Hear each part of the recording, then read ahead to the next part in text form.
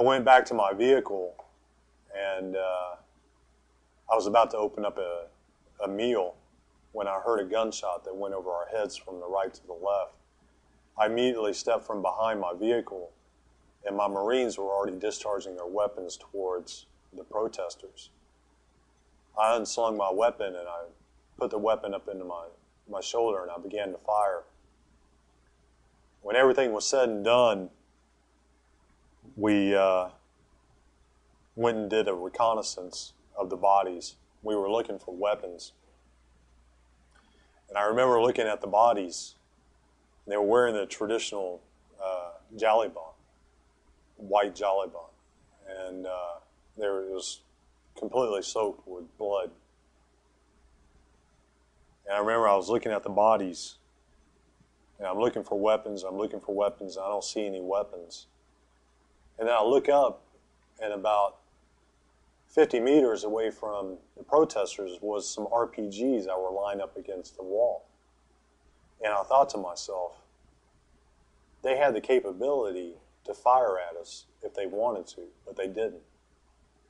So that means that they were holding a protest, a peaceful protest. And then all of a sudden in your mind, you realize that you just murdered some people. 20 minutes later, a car sped into our checkpoint area, and we discharged our weapons,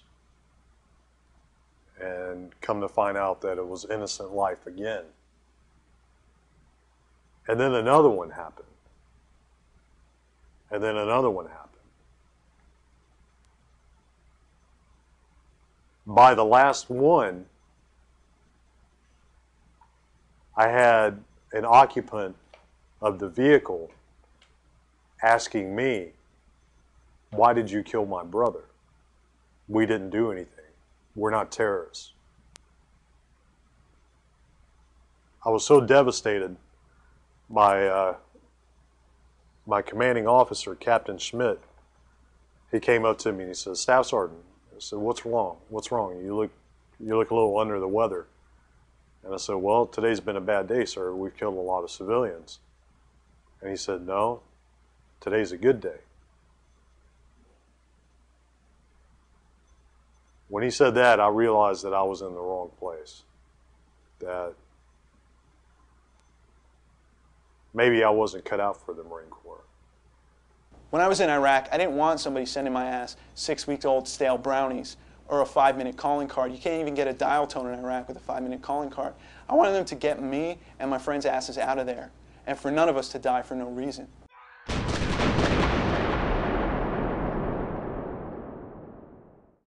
You know, I've never wanted to hurt a person in my life, you know, like if something happens, something happens. But most I've ever done is get into fights or anything like that. I've been to Iraq.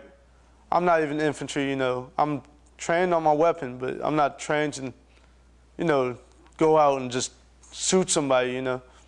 And we had 2 occasions where we got fired upon, and me and the 3 other people that were on the bridge had to fire at this person, and we have killed 2 people, you know. I'm a mechanic, you know. I'm not supposed to be going out there killing people. I killed 2 people, and I don't like it. I was like, I'm not trying to do that anymore.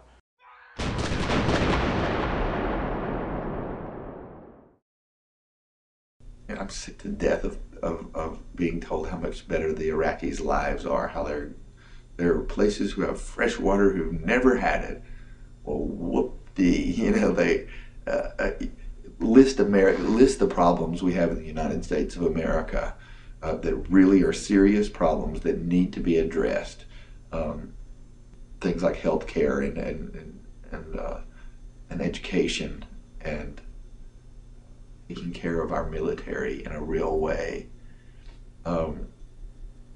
What if somebody came to us and said, "We're going to fix all of these"? I mean, which is not the promise we've made to the Iraqis. We're going to get you something, you know, life's going to be better. But if somebody straight up and said, "We're going to fix all of these," I mean, irreversibly, and really fix them. The only thing is, we're going to kill tens of thousands of you. We're not going to tell you who it is. Would you sign on to it? It might be your mom. I mean, okay, fresh water is great now, especially if you've never had it. Is it worth your mother's life?